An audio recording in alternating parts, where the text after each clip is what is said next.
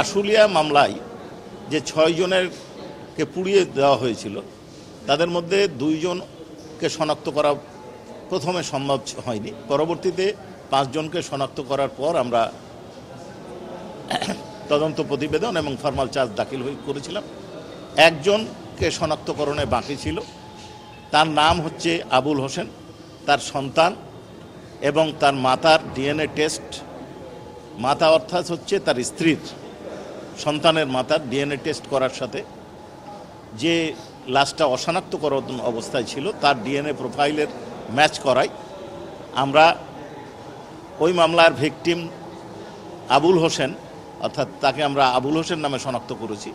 তার স্ত্রী লাকি আক্তারের আবেদনের প্রেক্ষিতে প্রসিকিউশনের নিকট যে আবেদন করেছিলেন সেই আবেদনের প্রেক্ষিতে আমরা অনারেবল ট্রাইব্যুনালে তার লাশটি যেখানে দাফন করা হয়েছে সেখান থেকে উত্তোলন করে তার পারিবারিক গোরস্থানে দাফন করার জন্য আবেদন করলে অনারেবল ট্রাইব্যুনাল এটা মঞ্জুর করেছেন এবং ঢাকার ডিএমকে নির্দেশ দিয়েছেন ওইখান থেকে লাশটা উত্তোলন করে লাকি আক্তারের জিম্মায় হস্তান্তর করুন বা মালিকানায় হস্তান্তর করার জন্য বা লাকি আক্তারকে হস্তান্তরের জন্য।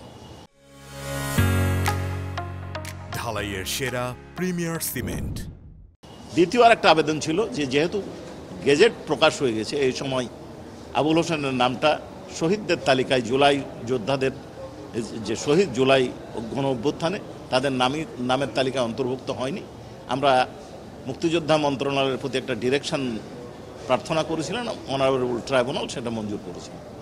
আর আবু সাঈদের মামলার 16তম সাক্ষীর যে জেরা বাকি ছিল সেই জেরাটা সম্পন্ন হয়েছে। 17তম সাক্ষী সেকেন্ড হাফে এক্সামিন হবে।